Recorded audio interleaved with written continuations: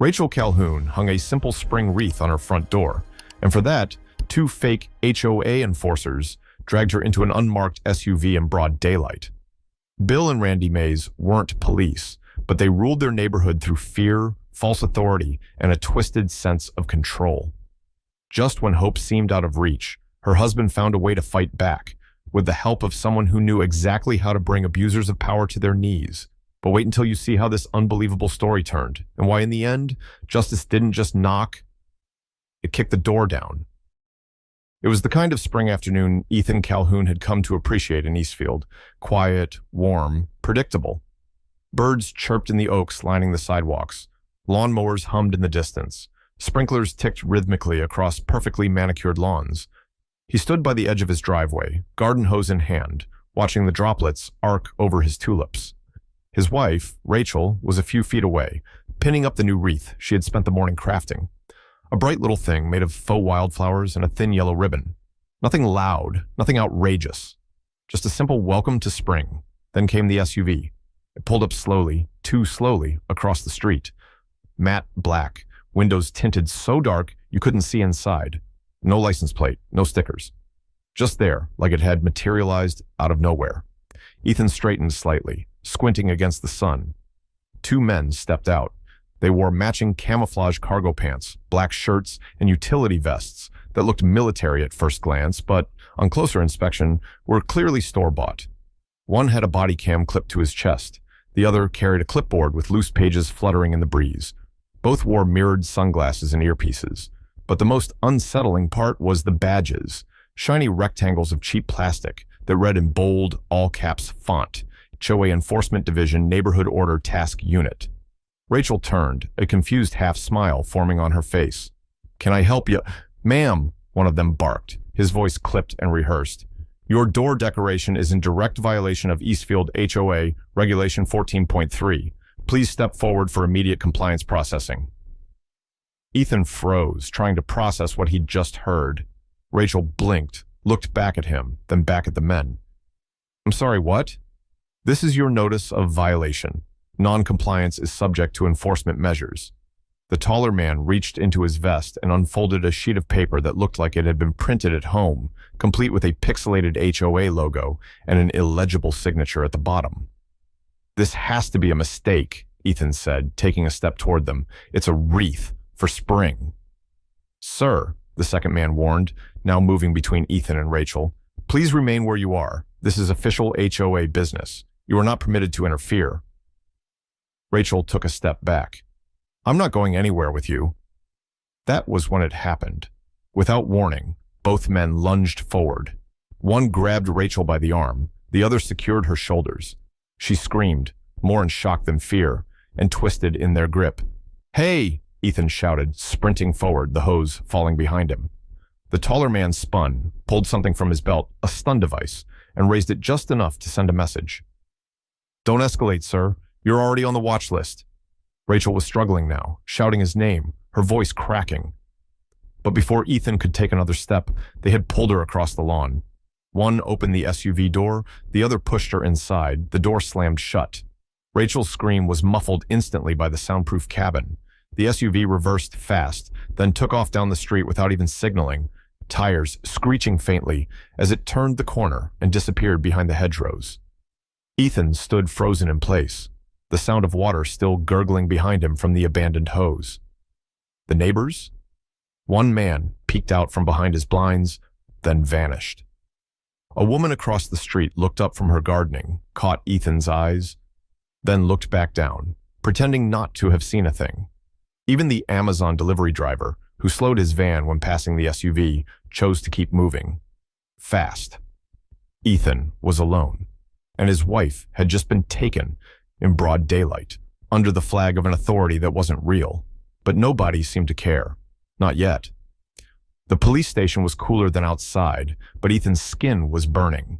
He sat across from Officer Ramirez, who looked over the incident report without much interest, as if this kind of thing happened every day. "They took my wife," Ethan repeated, slower this time. "They pretended to be law enforcement and forced her into a car." Ramirez leaned back, arms crossed.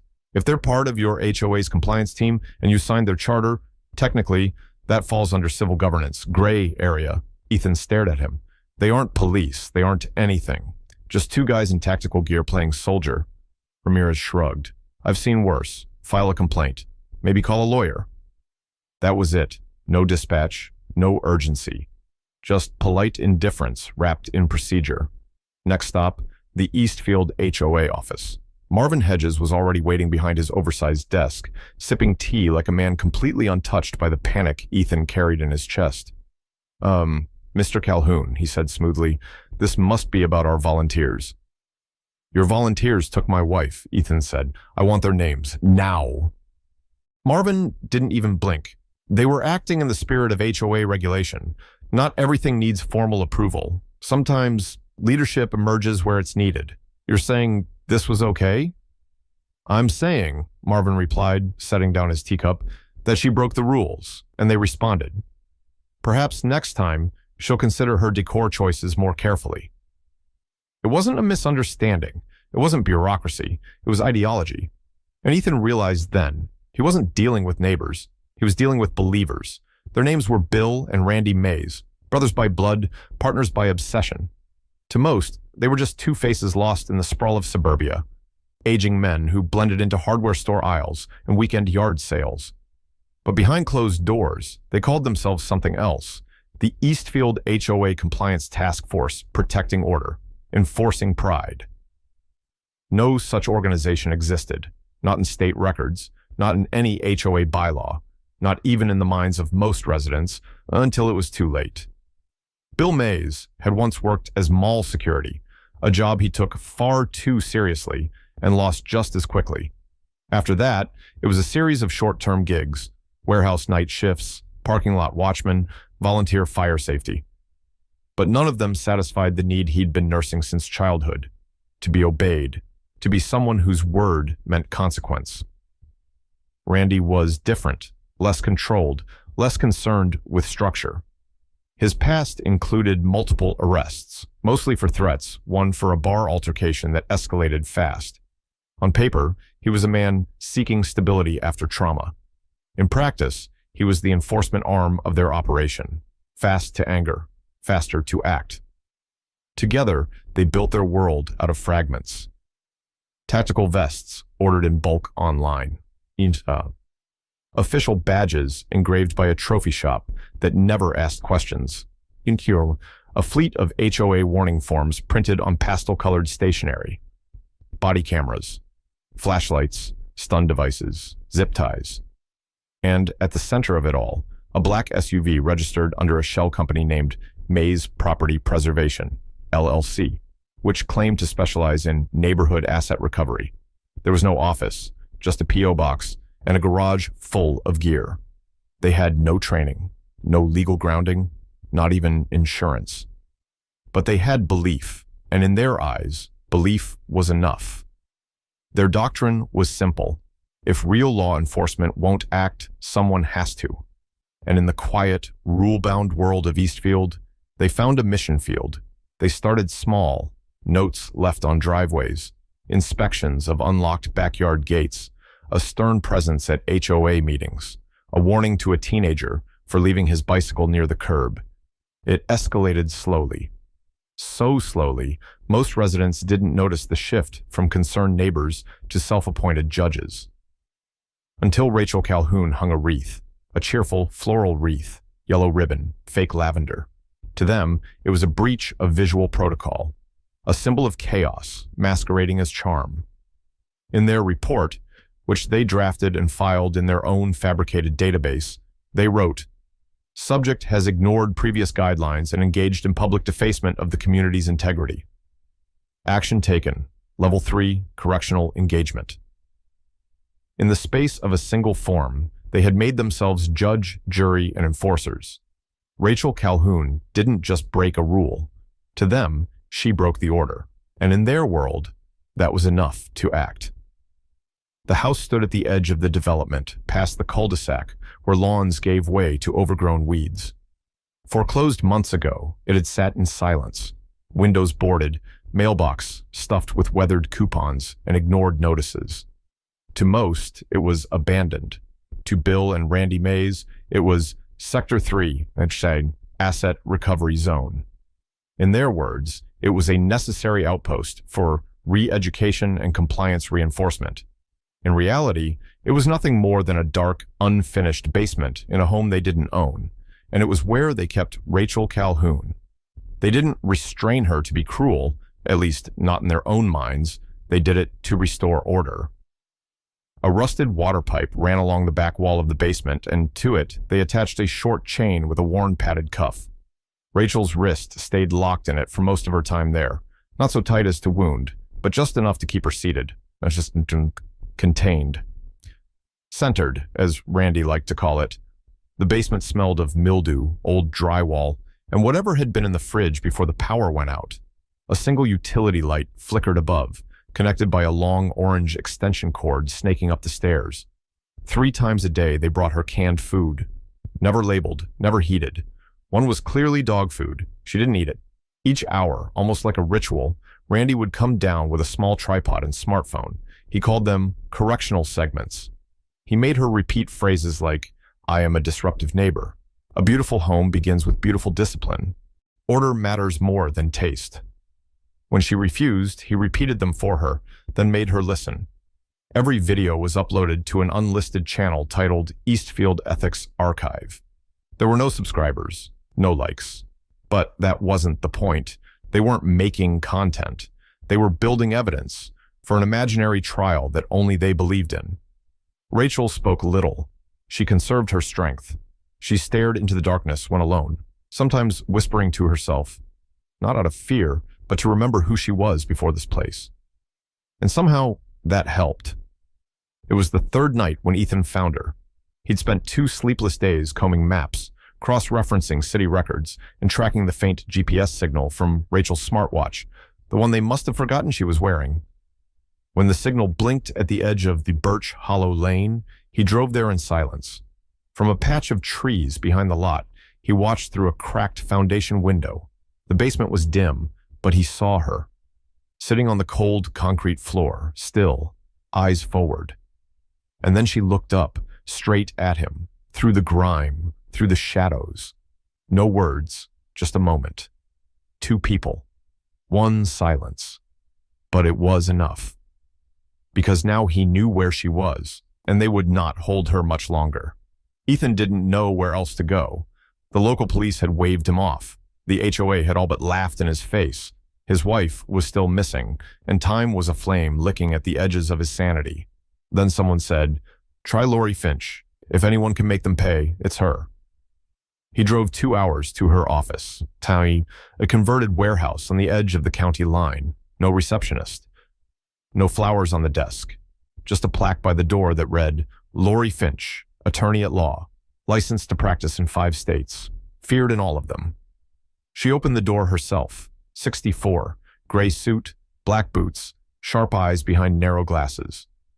Her handshake was quick and firm, all business. Her office looked like a war room, legal texts, case files, and a map of Texas pinned with red and yellow thumbtacks. He told her everything, from the wreath to the SUV, the basement, the HOA president, the video footage. She didn't interrupt once, just nodded, slow and steady. Then he showed her the clip, the one where Rachel was forced to repeat phrases in that dim basement light, eyes hollow but defiant. Lori watched it once. When it ended, she removed her glasses, cleaned them slowly, and said, "They're not getting arrested, they're getting buried." The next 48 hours moved like wildfire. She bypassed local enforcement entirely, didn't trust them, didn't need them. Instead, she took the footage straight to the state attorney general's office. Within days, a grand jury was assembled. The charges rolled out like thunder: kidnapping, false imprisonment, impersonation of law enforcement, conspiracy to commit fraud, racketeering under color of authority. By the end of the week, state marshals had warrants in hand. The story didn't stay quiet for long. 1 local journalist picked it up, then 2, then the footage surfaced online and, uploaded anonymously but clearly marked, Eastfield, Texas, HOA Justice. The views exploded. Comments poured in. People across the country watched in disbelief. HOA groups distanced themselves. Legal analysts dissected the case. Talk shows brought in guests to discuss suburban power gone rogue. The Eastfield HOA board scrambled. An emergency meeting was held in the community center, the first in a decade that was standing room only. Marvin Hedges resigned that night. No apology, no explanation. Just a quiet exit and a packed suitcase. Some neighbors went silent, afraid of legal blowback. But others finally began to speak. A retired schoolteacher told Ethan how the Mays brothers once threatened to fine her for painting her mailbox without pre-approval. A couple down the street said they were filmed without consent for a compliance report just for letting their dog bark at night. A single father described how he received anonymous warnings about curfew violations for his kids playing after sundown. The Calhouns weren't the first. They were just the first to fight back. Courtroom 4C was full long before the session began. Locals, reporters, HOA board members, even people from other neighborhoods came to witness what the press now called the suburban showdown. Ethan Calhoun sat quietly near the front, his hands folded, eyes locked forward. Beside him, Rachel adjusted the sleeve of her sweater, revealing the fading marks on her wrist. She had refused any attempt to conceal them. "They need to see it," she said. "All of it. No dramatics, no makeup, just truth." Then the Mays brothers entered. Bill first, shoulders back, grinning like a politician on debate night. Randy followed, slower, scanning the crowd with quiet defiance.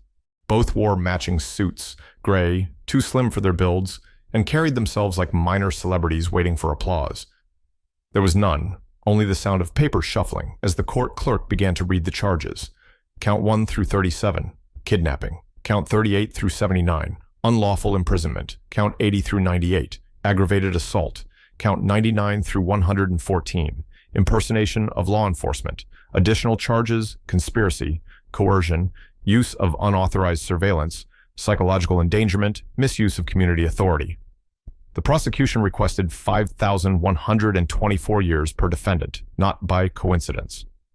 1 year, the state attorney said, for every subclause of the HOA code they used to justify abuse. The symbolism was sharp and effective. Then came the turning point. Rachel took the stand. She didn't falter. She didn't tremble. Her voice was soft, but steady, like someone reading from memory, not emotion. But behind her calm tone was a storm held tightly in place. She described it all: the metal cuff, the concrete floor, the flickering light bulb, the food she couldn't eat, the words they made her repeat over and over until her own voice felt foreign. "They didn't hurt me to silence me," she said. "They did it to make me agree with them." The room held its breath. "They wanted me to believe I was the problem." She recounted the footsteps above her, the sound of the tripod clicking into place, the hours spent staring at a blank wall to remember who she was. She ended with one line: "You don't realize how fragile your name feels until someone tries to rewrite it for you." There was no outburst, no gasp, just a wave of silence that moved across the courtroom like wind through tall grass. The jury didn't move, neither did the judge, but something shifted, visibly, irreversibly. The defense didn't cross-examine her. They didn't dare. The sun had barely risen, but courtroom 4C was already full. Reporters whispered in the aisles. Locals shifted on wooden benches. Even the jury looked different now, not just tired, but changed, like they had seen something they couldn't unsee. At the front of the room sat Judge Jonathan Hulan, still as a statue, his fingers lightly resting on the handle of his gavel. He had spent years in courtrooms like this, and years before that in places far more dangerous. But even now, with decades of law behind him, he had never quite seen a case like this, one where the absurd bled so cleanly into the monstrous. Across from him sat the Mays brothers, once loud, now quiet. Bill's posture had changed. His shoulders sagged beneath his suit jacket. He didn't meet anyone's gaze. Randy, though, still fidgeted, jaw tight, still waiting for someone, anyone, to tell him he had done the right thing, that this was all a misunderstanding, that he was needed. None of that came. When Judge Hulan finally spoke, he didn't raise his voice. He didn't have to. His words landed like stone on glass. "You created a fiction. You wrapped yourselves in symbols of power, badges, uniforms, documents, and demanded others play along. But behind every badge, there must be law. Behind every rule, authority. Behind every order, accountability. You had none of these, only belief and fear.